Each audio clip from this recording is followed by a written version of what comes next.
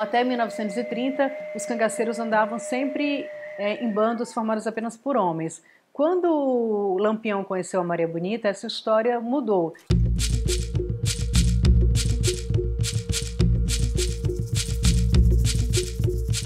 A jornalista e escritora Adriana Negreiros parte de seu livro Maria Bonita, Sexo, Violência e Mulheres no Cangaço para falar sobre a figura de Maria Bonita e sobre como viviam as mulheres no bando de Lampião. Maria Bonita pode ser considerada feminista? Porque no começo do movimento cangaço não havia muitas mulheres inclusas. Saiba mais por aqui no Matéria Bruta.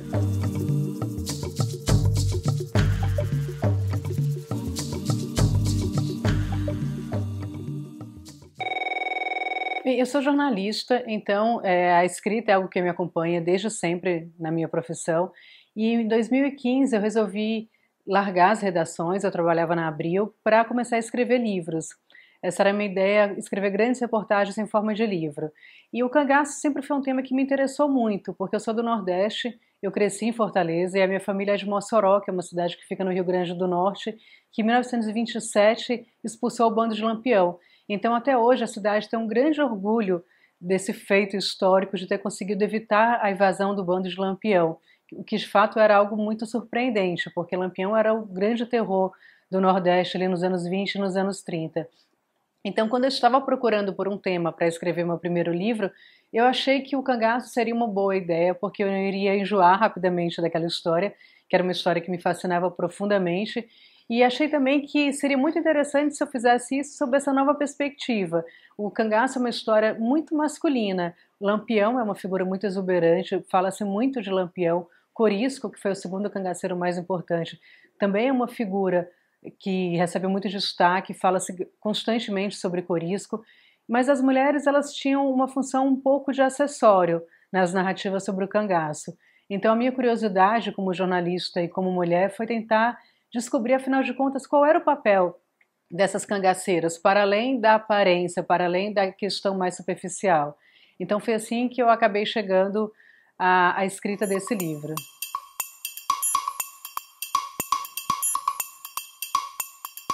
Maria Bonita, Sexo, Mulheres e Violência no Cangaço é a história das mulheres que acompanharam o bando de Lampião.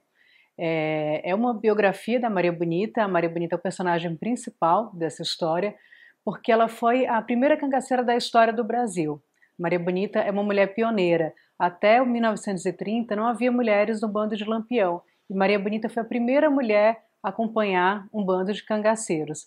Mas além da figura de Maria Bonita, que foi a cangaceira mais famosa, que entrou para a história, há também relatos sobre outras cangaceiras que compuseram um bando, como Dadá, Sila e Nassinha. Então, esse livro é uma narrativa sobre o cangaço, mas com uma perspectiva feminina.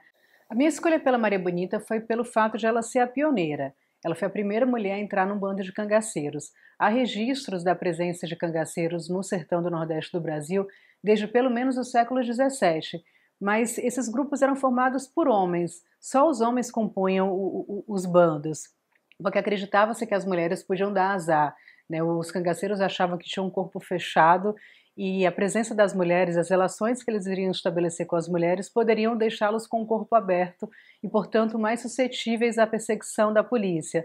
E também achava-se que as mulheres iam dar muito trabalho no bando.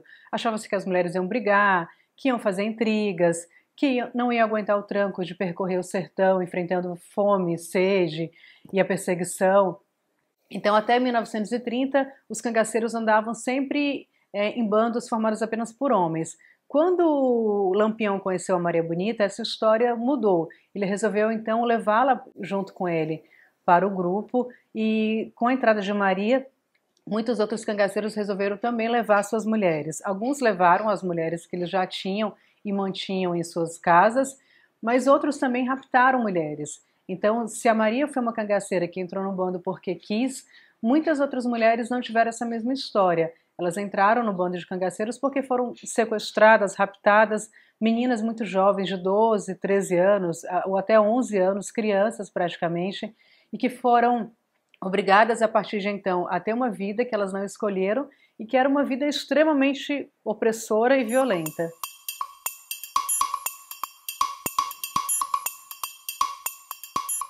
A Maria Bonita, a gente pode dizer que ela foi uma mulher muito transgressora. Em 1930, quando ela entrou no bando de Lampião, ela era uma mulher casada, ela tinha um marido com quem ela não tinha um relacionamento bom, ele era mulherengo, ele não era muito presente em termos íntimos, digamos assim, e ela não se conformou com essa situação. O que se esperava de uma mulher na época que fosse casada e que estivesse insatisfeita com o relacionamento era que ela se conformasse com aquela situação, porque era aquilo, o homem é assim mesmo, ruim com ele, pior sem ele.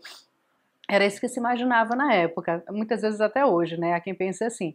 E a Maria não se conformou com essa situação, resolveu romper com aquilo e seguir uma vida aventureira ao lado do homem que ela passou a amar. Foi Lampião. Então, a Maria de fato foi uma mulher transgressora, mas daí a dizer que ela era uma liderança feminista tem um longo caminho, é um exagero dizer isso. Não se pode atribuir a ela nem às demais cangaceiras o comportamento feminista, porque elas não tinham uma consciência de gênero. E era até talvez exigir demais que ali naquela época, naquele lugar, naquelas condições, elas tivessem essa consciência que nós em 2018 temos. Exigir isso dela é olhar para aquele período com os nossos olhos de hoje. Não é algo que nós devemos fazer. Então elas não tinham esse comportamento dentro do grupo de apoio às mulheres. As mulheres não se apoiavam. Havia dentro do cangaço um código de conduta que era extremamente machista e profundamente opressor e que estabelecia uma série de regras muito rígidas para as mulheres, enquanto que os homens desfrutavam de uma série de direitos. Então as mulheres que, por exemplo, cometessem adultério ou sobre as quais houvesse uma suspeição de adultério, essas mulheres eram mortas. O código previa isso, que as mulheres deveriam ser executadas caso faltassem com respeito com seus homens. E quando isso acontecia, era comum que as demais mulheres, aquelas que não haviam recebido a punição, apoiassem a execução das adúlteras. O que é terrível se a gente pensar com os nossos olhos de hoje. O que esperamos hoje é que as mulheres se apoiem numa situação de opressão. E ali não havia nada disso, não havia essa consciência de gênero. Então, identificar um comportamento feminista como o que nós compreendemos hoje na convivência do cangaço é um pouco complicado. Agora, isso não quer dizer que a Maria não tenha sido uma mulher à frente do seu tempo. Ela de fato foi. E foi uma mulher que optou por uma vida que era completamente diferente daquela que se esperava de uma sertaneja naquela época. Ela acabou por optar por uma vida aventureira, ainda que não possamos dizer que era uma vida livre, totalmente livre, porque as mulheres no interior do cangaço prestavam obediência aos homens. Então, se o cangaceiro, por essência, é um homem livre, é um homem que não presta contas a um patrão, é um homem que vive sem lei nem rei, as cangaceiras não podem desfrutar do mesmo privilégio, porque elas sempre se submetiam aos ditames, aos desejos e às ordens dos seus homens.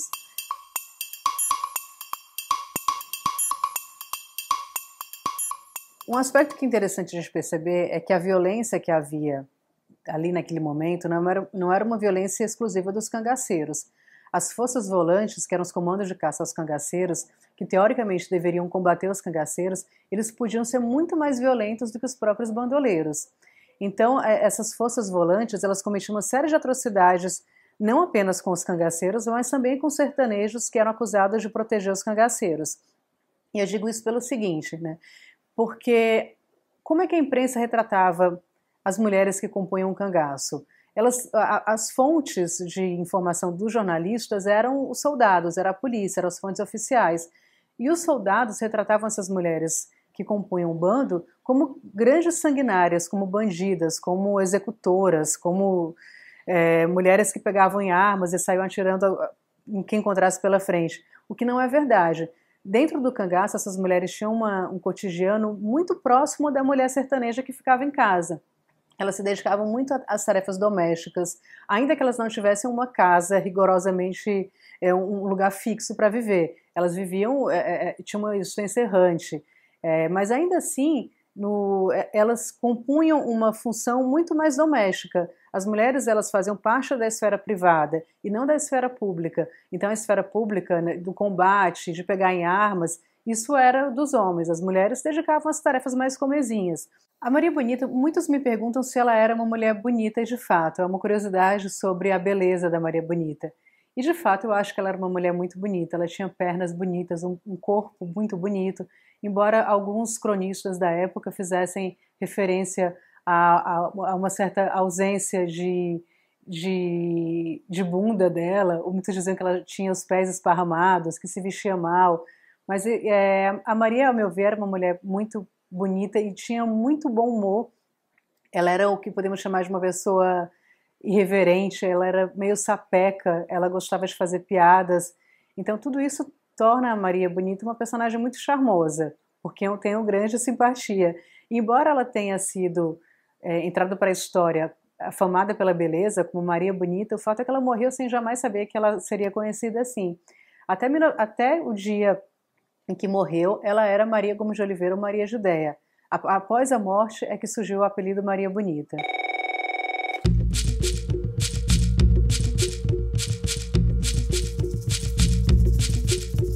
Que mulheres fortes da história também te inspiram? Comenta com a gente nas redes do Curta. Este podcast é uma realização do canal Curta. Produção e entrevista por Yara Amorim, edição por Juliana Zalfa, voz de Flávia Mano e assessoria de Francis Carnaúba.